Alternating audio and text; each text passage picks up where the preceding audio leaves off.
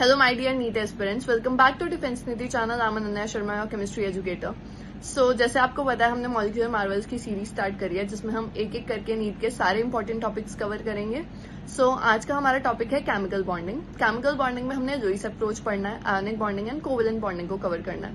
देखो, इसके साथ के आपको short notes and DPPs provide कर दी जाएंगी टेलीग्राम चैनल पे. टेलीग्राम चैनल का लिंक आपको डिस्क्रिप्शन बॉक्स में होगा, वहां पर जाकर आप टेलीग्राम चैनल को ज्वाइन कर सकते हो एंड आपको हर चीज प्रोवाइड की जाएगी.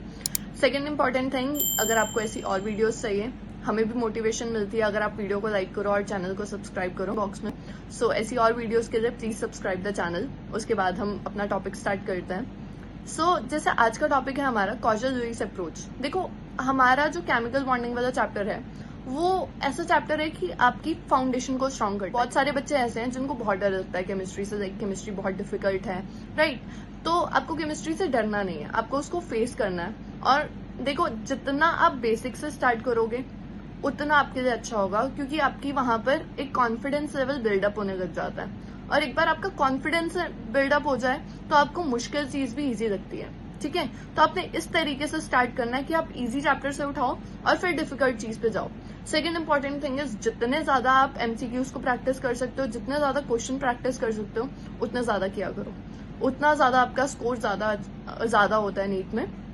ठीक है, तो यहाँ पर let's start the topic which is Kossel Lewis approach. देखो, लुईस अप्रोच क्या था? लुईस ने कहा था कि एटम्स कैसे स्टेबिलिटी अचीव करते हैं बाय गेनिंग, लूजिंग और शेयरिंग ऑफ इलेक्ट्रॉन्स. ठीक है, उससे वो क्या करते हैं, अपनी आउटरमोस्ट इलेक्ट्रॉनिक कॉन्फ़िगरेशन को अटेन कर देते हैं. लाइक ऑक्टेट रूल होता है हमारे पास.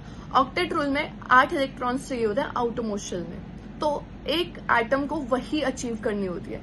जब एक एटम वो अचीव कर देता है तो वो अपनी स्टेबल इलेक्ट्रॉनिक कॉन्फ़िगरेशन में अपनी स्टेबिलिटी अचीव कर देता है. ठीक है, तो यहाँ पर यही चीज है कि tendency to acquire noble gas configuration और ऑक्टेट रूल. ऑक्टेट रूल मैंने आपको बताया, जब एटम्स 8 इलेक्ट्रॉन्स अपनी आउटरमोस्ट शेल में कंप्लीट कर देते हैं. यहाँ पर लिखा भी हुआ है कि 8 electrons in the valence shell of atoms is called octet rule.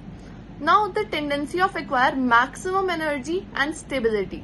देखो, एक चीज याद रखना केमिस्ट्री में कि जो आपकी एनर्जी होती है वो आपकी इनवर्सली प्रोपोर्शनल होती है स्टेबिलिटी के. ठीक है, एनर्जी जितनी ज्यादा कम, स्टेबिलिटी उतनी ज्यादा आपकी अच्छी होगी एक एटम की. तो वहां पर मिनिमम एनर्जी चाहिए और मैक्सिमम स्टेबिलिटी चाहिए. ठीक है, तो एटम अगर अपनी सबसे कम एनर्जी वाली स्टेट में है तो वो सबसे ज्यादा स्टेबल है. ठीक, तो यहाँ पर हमारे पास क्या है, in the formation of a molecule only the outer shell electrons take part in the chemical combination. जब मॉलिक्यूल की फॉर्मेशन होती है सिर्फ आउटर मोस्ट इलेक्ट्रॉन्स ही वहां पर पार्टिसिपेट करते हैं. इनर इलेक्ट्रॉन्स कभी भी आपकी बॉन्डिंग में पार्टिसिपेट नहीं करते. इस चीज को भी आपने ध्यान में रखना है कि जो बाहर वाले शेल में इलेक्ट्रॉन्स होंगे ना, वो आपके वहां पर पार्टिसिपेट करेंगे इन द कॉम्बिनेशन. ठीक है, तो वो होती है valence shell electrons. Now Lewis introduce simple notation. उसने सिंपल नोटेशन करी थी, जैसे कि लुईस सिंबल्स बनाए थे. लाइक हमारे पास सपोज करो तो यहाँ पर है लिथियम. ठीक है, लिथियम के आउटरमोस्ट शेल में कितने इलेक्ट्रॉन्स होते हैं? हाइड्रोजन, हीलियम, लिथियम 3 है ना. तो वहां पर 2, 1. आउटरमोस्ट में कितने हुए? 1. तो लिथियम के ऊपर वहां पर एक डॉट आ जाता था, क्योंकि सिर्फ मैंने बताया आउटरमोस्ट के इलेक्ट्रॉन्स आपके पार्टिसिपेट करते हैं बॉन्डिंग में. तो लुईस का जो वैलेंसी हुई वो कितनी हुई? 1. तो यहाँ पर लुईस पे कितना डॉट है? 1. अब ऐसे ही बेरिलियम में क्या हो जाएगा? Hydrogen, helium, lithium, beryllium which is 4. तो वहां पर क्या हो जाएगी? 2-2. तो 2 उसके आउटरमोस्ट शेल में हुए, तो वो 2 इलेक्ट्रॉन्स कहां पर रिप्रेजेंट होंगे? 2 डॉट से रिप्रेजेंट होंगे. ठीक है, इन द सिमिलर वे अगर हम यहाँ पर नाइट्रोजन की बात करें, यहाँ पर हमारे पास है नाइट्रोजन. नाइट्रोजन का अगर आप नंबर देखो, एटॉमिक नंबर देखो, तो वो होता है 7. तो यहाँ पर क्या हो जाएगा? 2,5. क्योंकि आउटरमोस्ट शेल में यहाँ पर कितने चाहिए? 8 चाहिए, बट यहाँ पर कितने हैं? 5. तो जब आप उसका लुईस सिंबल स्ट्रक्चर बनाते हो तो आप नाइट्रोजन के आसपास 5 इलेक्ट्रॉन्स को दिखाते हो, जैसे कि यहाँ पर दिखाया हो 1, 2, 3, 4 एंड 5. तो इस अकॉर्डिंग आप लुईस सिंबल्स डिजाइन कर सकते हो, बना सकते हो. इलेक्ट्रॉन डॉट स्ट्रक्चर आपको बनाना आना चाहिए. ठीक है, आई नो ये बहुत बेसिक है, बट आपके बेसिक्स यहाँ पर क्लियर होने चाहिए. उसके बाद है आयनिक बॉन्ड. आयनिक बॉन्ड क्या होता है? देखो आयनिक बॉन्ड को एक और नाम से जाना जाता है विच इज इलेक्ट्रोवेलेंट बॉन्ड। अब इसमें होता क्या है, इसमें कंप्लीट ट्रांसफर होता है इलेक्ट्रॉन्स का। एक होता है शेयरिंग ऑफ इलेक्ट्रॉन और एक होता है कंप्लीट ट्रांसफर ऑफ इलेक्ट्रॉन। तो कंप्लीट ट्रांसफर ऑफ इलेक्ट्रॉन किसमें होता है, आयनिक बॉन्डिंग में होता है। देखो यहाँ पर ट्रांसफर ऑफ वन और more valence electrons of an atom to the other atom. हम एग्जांपल देंगे NaCl का भी, मैं आपको एग्जांपल करवाऊंगी तो आपको ज्यादा क्लियरिटी से ये चीज समझ आएगी। ठीक है, उससे वो अपनी आउटरमोस्ट शेल को कंप्लीट कर देता है, अपना ऑक्टेट कंप्लीट कर देता है और एक स्टेबल नोबल गैस कॉन्फिगरेशन को अचीव कर देता है। ठीक है, और जो उनके बीच में वो बॉन्ड बनता है, लाइक यहाँ पर A और B का बॉन्ड बना है, तो जब यहाँ पर इलेक्ट्रॉन्स का ट्रांसफर होता है, पूरा ट्रांसफर होके बनता है, तो ये कैसा बॉन्ड बनता है, आयोनिक बॉन्ड बनता है। ठीक है, अब एटम अगर इलेक्ट्रॉन को लूज कर रहा है, if electron loses the electron, तो उसके ऊपर खुद पे क्या आएगा, पॉजिटिव चार्ज आएगा। ठीक है, और वो क्या बना देगा, कैटायन। अगर कोई एटम इलेक्ट्रॉन को गेन कर रहा है तो उस पे क्या आएगा, आपका नेगेटिव चार्ज, और वो क्या बना देगा, आपका एनायन। तो यहाँ पर यही चीज लिखी है, if the atom which loses the electrons acquires a positive charge and forms cation and the atom which gains the electrons acquires a negative charge which is anion. अब कैटायन और एनायन, देखो दो एटम्स के बीच में different charges हैं, positive और negative charges हैं, है ना। तो वो एक दूसरे को अट्रैक्ट करेंगे because negative and positive attracts, तो वहां पर एक मतलब फोर्स ऑफ अट्रैक्शन भी क्रिएट हो जाएगी। So the electrostatic force of attraction which holds the oppositely charged ions together is known as ionic bonds। और वो जो force of attraction की वजह से वो atoms एक दूसरे से जुड़े हुए हैं, उस चीज को क्या बोला जा रहा है, ionic bond बोला जा रहा है। And the compounds formed are called ionic compounds, और compounds को क्या बोलेंगे वहां पर, ionic compounds। So I hope आपको ये सब कुछ समझ आया हो। ठीक है, अब हम देखेंगे फॉर्मेशन कैसे होती है। जैसे मैंने आपको बताया, मैं आपको एग्जांपल के साथ समझाऊंगी कि किस तरीके से आयनिक बॉन्डिंग होती है। जैसे हमने यहाँ पर एग्जांपल लिया सोडियम क्लोराइड का which is Na and Cl। Sodium का एटॉमिक नंबर होता है 11। ठीक है, तो उसकी इलेक्ट्रॉनिक कॉन्फ़िगरेशन मैंने यहाँ पर लिखी हुई है which is 1s2, 2s2, 2p6 and 3s1। अगर आप देखो सोडियम के आउटरमोस्ट इलेक्ट्रॉन में एक इलेक्ट्रॉन है विच इज 3s1 का। ठीक है, तो किसी भी एटम को अगर ऑक्टेट रूल कंप्लीट करना है तो उसको आउटरमोस्ट शेल में कितने इलेक्ट्रॉन्स चाहिए, 8 इलेक्ट्रॉन्स। यहाँ पर सोडियम के पास एक इलेक्ट्रॉन है आउटरमोस्ट में, क्या वो 7 इलेक्ट्रॉन किसी से देगा? अगर वो 7 इलेक्ट्रॉन्स किसी से देगा, पूरे के पूरे एक्सेप्ट करेगा, उसकी स्टेबिलिटी तो पूरी खराब हो जाएगी, है ना। सपोज करो 2 बच्चे हैं क्लास में और टीचर ने बोला कि दोनों के पास 8 टॉफीज होनी चाहिए और दोनों बहुत अच्छे फ्रेंड्स हैं, बट एक के पास सपोज करो 2 टॉफीज है और एक के पास आपकी 6 टॉफीज है। ठीक है, तो कौन सा वाला देगा? जिसके पास 2 टॉफीज है वो अपनी टॉफी 6 वाले को दे देगा कि भाई चल तू अपनी 8 टॉफीज कंप्लीट कर दे, मैं डांट खा लूंगा, है ना। ऐसे सपोज करो, इट्स अ हाइपोथेटिकल एग्जाम्पल। ठीक है, या फिर 6 टॉफीज वाला 2 वाली को दे देगा कि भाई तू रख ले, तू खुश रहे। ऐसे तो नहीं होगा ना, 2 वाला ही 6 को देगा ताकि उसकी 8 टॉफीज कंप्लीट हो जाए। सेम चीज यहाँ पर होगी। सोडियम के पास आउटरमोस्ट शेल में 1 इलेक्ट्रॉन है, तो वो 1 इलेक्ट्रॉन को डोनेट कर सकता है। और हमने दूसरा एग्जाम्पल लिया क्लोरीन, NaCl बना रहे हैं। क्लोरीन के आउटरमोस्ट शेल में अगर आप इलेक्ट्रॉनिक कॉन्फ़िगरेशन देखो, यहाँ पर लिखी हुई है मैंने 1s2, 2s2, 2p6, 3s2, 3p5। तो क्लोरीन के आउटरमोस्ट शेल में यहाँ पर कितने 3s2, 3p5। तो यहाँ पर आउटरमोस्ट शेल में उसके 7 इलेक्ट्रॉन्स है, देयर आर 7 इलेक्ट्रॉन्स है। तो अगर इसको अपनी ऑक्टेट कंप्लीट करना है तो इसको सिर्फ 1 इलेक्ट्रॉन की जरूरत है। तो ये क्या करेगा, उस 1 इलेक्ट्रॉन को सोडियम से ले लेगा, सोडियम इसको अपना 1 इलेक्ट्रॉन दे देगा, 1 इलेक्ट्रॉन लूज करके वहां पर Na पॉजिटिव बन जाएगा और क्लोरीन 1 इलेक्ट्रॉन को एक्सेप्ट करके Cl नेगेटिव बना लेगा। इस तरीके से आपका NaCl का वहां पर बॉन्ड फॉर्मेशन हो जाएगी। ठीक है, तो यहाँ पर देखो, यहाँ पर सोडियम ने क्या किया, 1 इलेक्ट्रॉन दे दिया सोडियम ने, प्लस 1 इलेक्ट्रॉन वहां पर डोनेट हो गया, तो उसकी इलेक्ट्रॉनिक आउटरमोस्ट इलेक्ट्रॉनिक कॉन्फ़िगरेशन अब क्या बन गई, 2s2, 2p6। और क्लोरीन ने यहाँ पर आउटरमोस्ट इलेक्ट्रॉनिक कॉन्फ़िगरेशन क्लोरीन की क्या थी, क्लोरीन की यहाँ पर आउटरमोस्ट इलेक्ट्रॉनिक कॉन्फ़िगरेशन थी 3s2, 3p5। ठीक है, उसने क्या किया, 1 इलेक्ट्रॉन गेन किया और 3p5 की जगह 3p6 हो गया, 1 इलेक्ट्रॉन उसने गेन कर दिया, तो ये क्या बन गई 3s2, 3p6। तो यहाँ पर कितने इलेक्ट्रॉन्स हो गए, 8 इलेक्ट्रॉन्स हो गए और उसका ऑक्टेट कंप्लीट हो गया। तो इस तरीके से यहाँ पर आयनिक बॉन्ड्स की फॉर्मेशन होती है, जो कि आपको आनी चाहिए। तो अगर मैं आपको यहाँ पर इसका लुईस डॉट स्ट्रक्चर दिखाऊं, देखो सोडियम के पास आउटरमोस्ट में 1 इलेक्ट्रॉन था, उसने दे दिया, Na पॉजिटिव बन गया, प्लस क्लोरीन के 8 इलेक्ट्रॉन्स कंप्लीट हो गए, आप देख सकते हो, और उस पर नेगेटिव आ गया, और क्या बन गया हमारे पास, NaCl। तो यहाँ पर थोड़ा सा हम पढ़ते हैं इसके बारे में कि आयनिक बॉन्ड्स होते क्या है, उनकी फॉर्मेशन कैसे होती है आयनिक बॉन्ड्स की, ठीक है, कौन से फैक्टर्स वहां पर इन्फ्लुएंस करते हैं, ये सारी चीजें भी आपको पता होनी चाहिए। देखो आपको लगता है कि इसमें से क्वेश्चन नहीं आता, बट इसमें से क्वेश्चन कैसे बनता है कि आपको टीचर 4 स्टेटमेंट्स दे देगा और पूछ लेगा which of the following statement is correct और रॉन्ग, है ना। ऐसा सा क्वेश्चन आपने बहुत देखा होगा नीट में।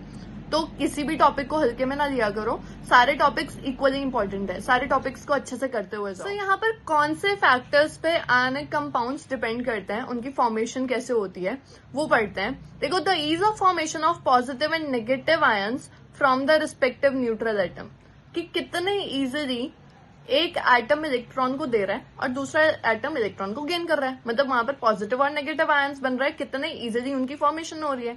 एक तो ये हो गया।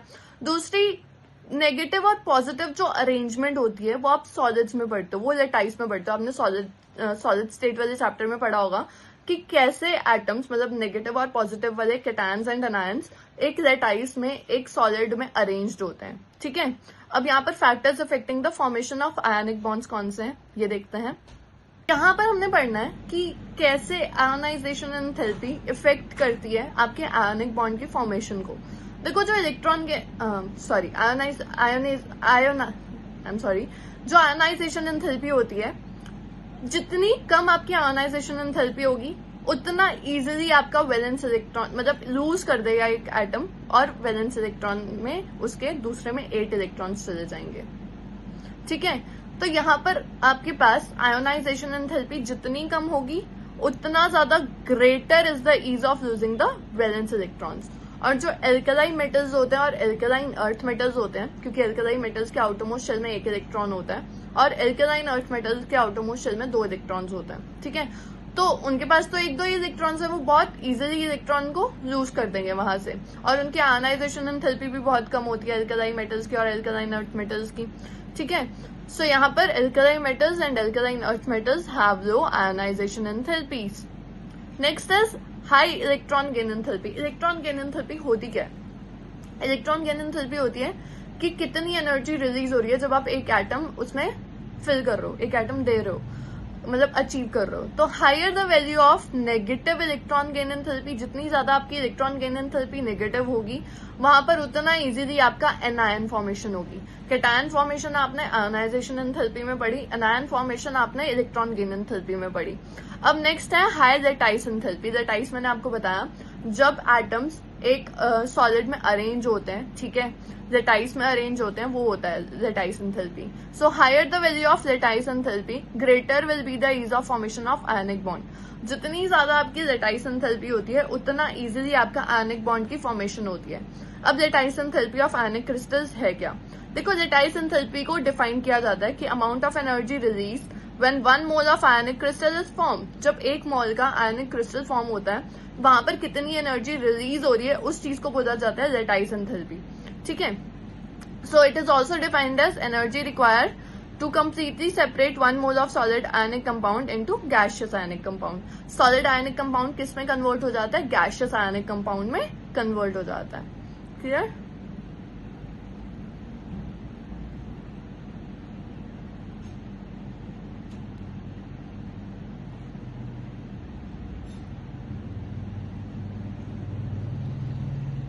ठीक है, अब हमने देखना है कि जो हमारी लेटाइस एंथैल्पी है ऑफ आयनिक क्रिस्टल्स वो किस पे डिपेंड करती है। देखो, सबसे पहले आपने देखना साइज ऑफ आयंस और फिर आपने देखना चार्ज ऑफ आयंस। ये दोनों पे क्वेश्चन आता है, ठीक है, कि वो कैसे इंटर रिलेट करते हैं, डायरेक्टली प्रोपोर्शनल है, इनवर्सली प्रोपोर्शनल है, कैसे है। तो अगर हम साइज ऑफ आयंस की बात करें, smaller the ions lesser is the internuclear distance. जितना छोटा आयन होगा उतना कम उनके बीच में इंटरन्यूक्लियर डिस्टेंस होगा, ठीक है, और उतनी ज्यादा उनके बीच में इंटर आयोनिक इलेक्ट्रॉनिक कन्फिग्रेशन होगी। देखो, इसको इस तरीके से याद रखो, देयर आर 2 पीपल जो कि पास खड़े हैं, इतना पास है, और उन्होंने एक दूसरे को पकड़ा हुआ है, तो उनके बीच में जो अट्रैक्शन होगी वो ज्यादा होगी। अगर इनको मैं दूर कर दूंगी तो इनका जो बॉन्ड होगा वो टूट सकता है ना, क्योंकि ये दूर हो गए। तो जो चीज जितनी पास होगी, जितने छोटे आयंस होंगे उतना वो पास होंगे। पास होने की वजह से उनके बीच में जो अट्रैक्शन होगी, इंटर आयनिक अट्रैक्शन होंगी वो बहुत ज्यादा होंगी, जिसकी वजह से वो स्ट्रॉन्ग फोर्सेस से हेल्ड होंगे। और जितना ज्यादा स्ट्रॉन्ग फोर्सेस से हेल्ड होंगे उतना अच्छा वहां पर बॉन्ड का फॉर्मेशन होगा और उतनी ज्यादा वहां पर लेटाइस एंथैल्पी होगी and lattice enthalpy will be large. एक तो ये हो गया। सेकेंड पॉइंट है हमारे पास चार्ज ऑन द आयंस। अब आयंस के ऊपर चार्ज कैसा होना चाहिए? Larger the magnitude of the charge on the ions, greater will be the attractive forces again. जितना ज्यादा पॉजिटिव और नेगेटिव चार्ज होगा उतनी ज्यादा उनके बीच में अट्रैक्शन होंगी और उतना ज्यादा वो फिर से स्ट्रांगली हेल्ड होंगे, ठीक है। एंड वहां पर hence lattice enthalpy will be high. तो दोनों केसेस में, साइज के केस में अगर आपका स्मॉल आयन होता है तो वहां पर लेटाइस एंथैल्पी ज्यादा होती है क्योंकि उनके बीच में जो अट्रैक्शंस है वो ज्यादा है। और आपके चार्ज के केस में जितना ज्यादा पॉजिटिव नेगेटिव चार्ज होगा उनके बीच में उतना ज्यादा उनके बीच में फोर्सेस ऑफ अट्रैक्शन होंगी एंड सेम चीज लेटाइस एंथैल्पी भी वहां पर क्या होगी? ज्यादा होगी, ठीक। फिर आता है फिजिकल स्टेट्स। अब हमने पढ़नी है प्रॉपर्टीज ऑफ आयनिक कंपाउंड्स की फिजिकल स्टेट। देखो, they exist in crystalline form, the ions are arranged in some definite geometric patterns in a crystal lattice. जैसे मैंने बताया आपके पास पॉजिटिव और नेगेटिव चार्जेस है। सपोज कर लो NaCl का ही एग्जांपल देते हैं कि each Na positive is surrounded by 6 Cl negative ions.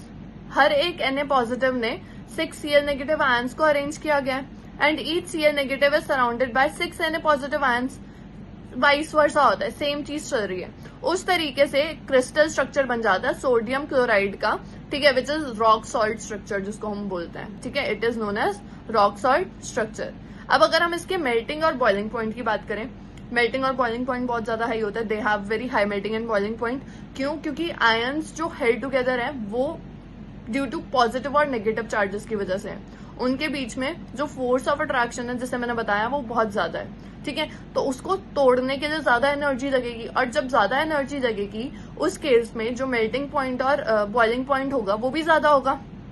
अगर किसी चीज को आपको तोड़ना है और वो बहुत ज्यादा स्ट्रांग है तो उसको तोड़ने में ज्यादा एनर्जी जाती है। इन द सिमिलर वे उसका मेल्टिंग और बॉइलिंग पॉइंट भी ज्यादा होता है। इट्स लाइक एनर्जी ना, आप एनर्जी दे रहे हो उसको तोड़ने के लिए, तो वहां पर ज्यादा एनर्जी रिक्वायर होती है टू ब्रेक द बॉन्ड, ठीक।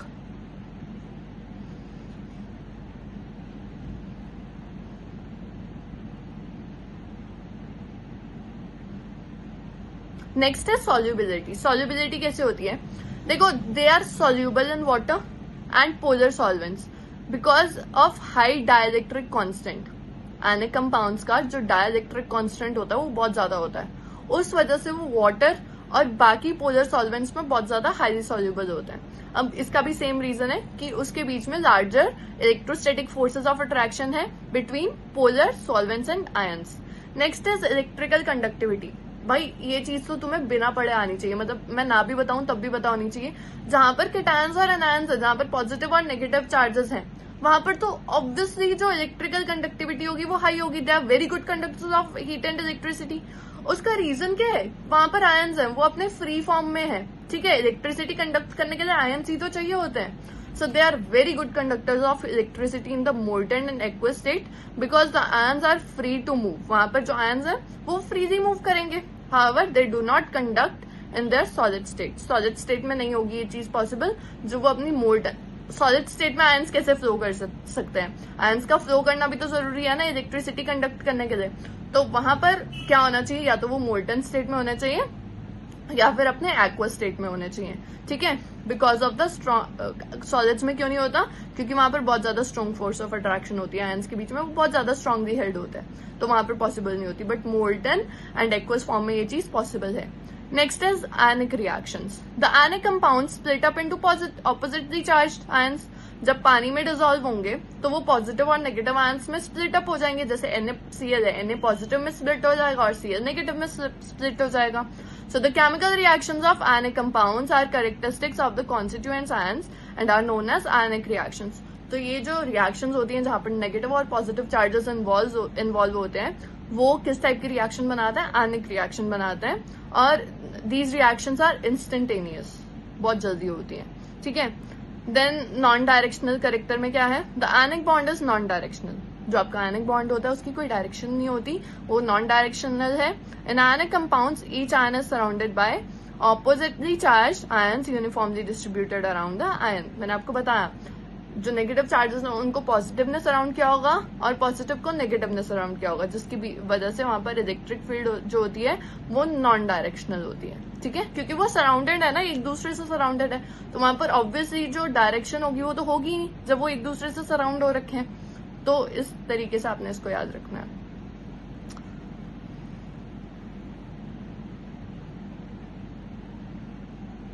नेक्स्ट है हमारे पास कोवेलेंट बॉन्ड। देखो आयनिक बॉन्ड में हमने पढ़ा कि आयनिक बॉन्ड कैसे बनता है, पूरा डोनेट कर देता है इलेक्ट्रॉन को, या तो वो गेन कर देता है या लूज कर देता है। बट कोवेलेंट बॉन्डिंग अलग है आयनिक बॉन्डिंग से। ठीक है, कोवेलेंट बॉन्डिंग में शेयरिंग होती है, आपस में शेयर करते हैं। So bond formation by mutual sharing of electrons between the combining atoms of the same और डिफरेंट एलिमेंट्स। एलिमेंट सेम भी हो सकते हैं और डिफरेंट भी हो सकते हैं। तो जब शेयरिंग से एक एटम एक बॉन्ड बनता है उसको क्या बोलते हैं, covalent bond. And such covalent compounds are called as covalent compounds. और जो ये कंपाउंड्स बनते हैं शेयरिंग से एटम्स की, उसको बोला जाता है covalent compounds. Next is formation of hydrogen molecule. मैं आपको इसका एग्जांपल देती हूँ। हाइड्रोजन के आउटरमोस्ट शेल में इमेजिन करो कितने इलेक्ट्रॉन्स होते हैं। इमेजिन के आपको पता है कितने होते हैं, एक एक इलेक्ट्रॉन होता है। अगर हम 2 हाइड्रोजन ले लें, हाइड्रोजन एक ऐसा एटम है जिसको अपना ड्यूप्लेट कंप्लीट करना है, ना कि ऑक्टेट कंप्लीट करना है। क्यों? क्योंकि ये एक्सेप्शन है, एक्सेप्शंस में आप पढ़ोगे। ठीक है, हाइड्रोजन में एक इलेक्ट्रॉन है, तो जो इस डॉट स्ट्रक्चर बनाया है इसका, जिसमें हमने क्या दिखाया, उसके आसपास एक इलेक्ट्रॉन। सिमिलरली हमने एक और हाइड्रोजन लिया, उसके पास भी एक इलेक्ट्रॉन दिखाया डॉट में। तो जब हाइड्रोजन एक ने और दूसरे हाइड्रोजन के इलेक्ट्रॉन ने आपस में बॉन्ड बना लिया, तो इस हाइड्रोजन का भी जो बॉन्ड है वो कंप्लीट हो गया, ड्यूप्लेट कंप्लीट हो गया। इन द सिमिलर वे इस हाइड्रोजन का भी ड्यूप्लेट कंप्लीट हो गया यहाँ पर। तो ये कैसा बॉन्ड बन गया, H2 का बॉन्ड बन गया। ठीक है, इन द सिमिलर वे आप क्लोरीन और क्लोरीन का भी बना सकते हो। क्लोरीन की अगर हम इलेक्ट्रॉनिक कॉन्फ़िगरेशन देखें तो वो होती है आउटरमोस्ट शेल की 3s2 3p5। ठीक है, उसको एक इलेक्ट्रॉन चाहिए। तो अगर क्लोरीन अपना एक इलेक्ट्रॉन और दूसरा क्लोरीन अपना एक इलेक्ट्रॉन आपस में दे दें, ये क्लोरीन है, इसके पास एक इलेक्ट्रॉन है, और ये एक क्लोरीन है, इसके पास भी एक खाली इलेक्ट्रॉन है। बाकी के तो उसने सराउंड कर रखे हैं, बाकी 6 इलेक्ट्रॉन्स उसके आसपास हैं। तो ये बीच में आपस में बॉन्ड बना लेंगे। ठीक है, और इसका भी क्या हो जाएगा, ऑक्टेट कंप्लीट हो जाएगा। इन द सिमिलर वे इस क्लोरीन का भी ऑक्टेट कंप्लीट हो जाएगा। तो वहां पर कैसा सा मॉलिक्यूल देखने को मिलेगा आपको, Cl2 का मॉलिक्यूल आप देखोगे। ठीक है, so each bond formation is a result of sharing of electron between the atoms. आप देख रहे हो जो बॉन्ड फॉर्मेशन हो रही है वो किसकी वजह से हो रही है, इलेक्ट्रॉन की शेयरिंग की वजह से हो रही है वहां पर। ठीक है, एंड ईच कंबाइनिंग एटम, अगर आप देखो, each combining atom contribute to 1 electron to shared pair.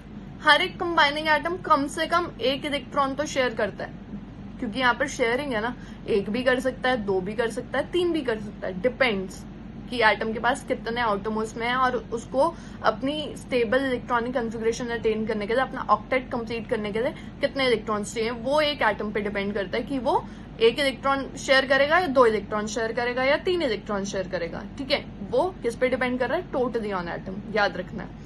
So both the combining atoms attain noble configuration, और जब उनके बीच में शेयरिंग हो जाती है वो अपनी नोबल गैस कॉन्फ़िगरेशन को अटेन कर देता है वहां पर। ठीक है,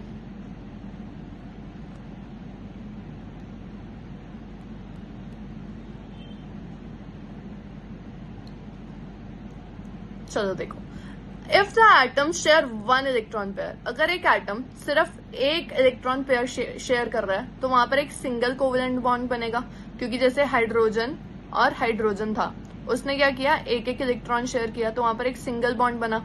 उसको क्या बोलेंगे, सिंगल कोवेलेंट बॉन्ड। अगर एटम्स के बीच में 2 बॉन्ड शेयर होंगे, ठीक है, जैसे यहाँ पर ऑक्सीजन का दिख रहा है, मैं आपको ये एक्सप्लेन करूंगी, बट ऑक्सीजन और ऑक्सीजन के बीच में आपको 2 बॉन्ड्स दिख रहे हैं, तो ये क्या हो गया, डबल कोवेलेंट बॉन्ड हो गया। अगर 3 शेयर करेगा तो वो ट्रिपल कोवेलेंट बॉन्ड हो जाएगा। वो आपको कैसे दिखेगा, ऐसे, लाइक ए और ए कोई एटम है, उसने ट्रिपल बॉन्ड बना रखा है। ठीक है, तो 3 टाइप के बनते हैं, सिंगल, डबल और ट्रिपल कोवेलेंट बॉन्ड्स आप देखते हो। उसके बाद फॉर्मेशन ऑफ ऑक्सीजन मॉलिक्यूल अगर मैं आपको समझाऊं, बहुत ध्यान से समझो। ऑक्सीजन की जो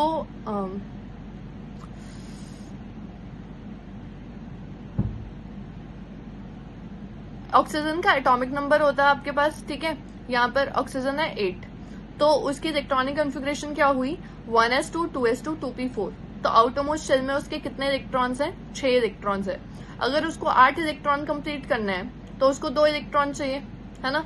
तो यहाँ पर ऑक्सीजन क्या करेगा, ऑक्सीजन अपने 2 इलेक्ट्रॉन्स, मतलब एक ऑक्सीजन अपना 2 इलेक्ट्रॉन और दूसरा ऑक्सीजन अपना 2 इलेक्ट्रॉन आपस में शेयर करके डबल बॉन्ड बना देंगे। अगर आप यहाँ पर देखो ये ऑक्सीजन है, इसके आउटरमोस्ट शेल में कितने इलेक्ट्रॉन्स बताए मैंने 6, तो यहाँ पर क्या कर दिया मैंने 1 2 3 4 5 6, ठीक है। सिमिलरली इस ऑक्सीजन के भी आउटरमोस्ट शेल में 1 2 3 4 और ये 5 6 इलेक्ट्रॉन्स हो गए। अगर मैं इनके बीच में बॉन्ड बनाऊं तो यहाँ पर ये देखो ये 2 इलेक्ट्रॉन शेयर और 2 ये इलेक्ट्रॉन शेयर। अब अगर आप इनकी ऑक्टेट देखो, इस ऑक्सीजन का क्या ऑक्टेट कंप्लीट हो गया, यस। 2 इलेक्ट्रॉन्स आपको यहाँ दिख रहे हैं, 2 इलेक्ट्रॉन्स यहाँ दिख रहे हैं 4, और 4 इलेक्ट्रॉन्स ये हैं, तो ये टोटल कितने हो गए 8 इलेक्ट्रॉन्स हो गए। इसको इरेज कर देते हैं। अब इसको इमेजिन करो, क्या इस दोनों ऑक्सीजन ने, इस ऑक्सीजन का भी ऑक्टेट कंप्लीट हो गया और इस वाले ऑक्सीजन का भी ऑक्टेट कंप्लीट हो गया। तो इस तरीके से उनके बीच में क्या बन गए, डबल बॉन्ड की फॉर्मेशन हो गई। तो सिंगल बॉन्ड की फॉर्मेशन भी सीखी, डबल बॉन्ड की फॉर्मेशन भी सीखी। अब नेक्स्ट हमारे पास है ट्रिपल बॉन्ड कैसे बनता है। देखो ट्रिपल बॉन्ड के लिए 3 इलेक्ट्रॉन शेयर करेगा एक एटम, तब जाके ट्रिपल बॉन्ड बनेगा, जैसे नाइट्रोजन होता है, ठीक है। नाइट्रोजन इज 7, नाइट्रोजन के आउटरमोस्ट शेल में होता है 2s2 2p3 which is 5 electrons. तो देखो नाइट्रोजन ये 1 2 3, थोड़ा और इसको क्लियर बनाता है, सॉरी। देखो ये नाइट्रोजन है 1 2 3 और 2 और बचे 1 2, ठीक है। सिमिलरली एक और नाइट्रोजन है, इसके पास भी 5 है, 1 2 3 4 5। अब यहाँ पर क्या बन गया, ये ट्रिपल बॉन्ड बन गया। अगर अब आप ध्यान से देखो 6 इलेक्ट्रॉन्स तो यहीं पे हो गए बॉन्ड में और 2 उसके ऊपर है, तो इसका ऑक्टेट जो था वो कंप्लीट हो गया। तो आपको सिर्फ ऑक्टेट ही तो कंप्लीट करना है बॉन्ड बनाने के लिए। तो यहाँ पर ये क्या बन गया, N2 का कोवेलेंट बॉन्ड बन गया। इस तरीके से आप बॉन्ड्स बना सकते हो एटम्स के बीच में। डिपेंड करता है कि वहां पर उसके आउटरमोस्ट शेल में कितने इलेक्ट्रॉन्स है। इस चीज को ध्यान रखना है, रूल्स को ध्यान से देख के करना है, ठीक। तो यहाँ पर bond pairs and lone pairs, ठीक है, ये हमारा नेक्स्ट टॉपिक है, ये हम नेक्स्ट वीडियो में डिस्कस करेंगे। So I hope you like this video. इसको देखो, समझो, ठीक है, और जितना प्रैक्टिस कर सकते हो, जितना समझ सकते हो उतना बेटर है, क्योंकि ये ऐसे टॉपिक्स हैं लाइक कोवेलेंट बॉन्डिंग हो गया, आयनिक बॉन्डिंग हो गया, ये ऐसे टॉपिक्स हैं जो आपको आते ही आते हैं, कि ये आपके बेसिक्स हैं, आपके और बाकी चैप्टर्स में भी ये यूज होंगे। तभी मैंने आपको स्टार्टिंग में ही करवा दिया कि एटलीस्ट आपको एक क्लियरिटी मिल जाएगी बॉन्डिंग की, कि कोवेलेंट बॉन्डिंग क्या होती है, आयनिक बॉन्डिंग क्या होती है। सो इसको देखो and I hope you like this video. अगर आपको किसी और स्पेसिफिक चैप्टर पे, स्पेसिफिक टॉपिक पे वीडियो चाहिए तो आप कमेंट बॉक्स में बता सकते हो। Thank you so much. So इसको देखो and I hope you like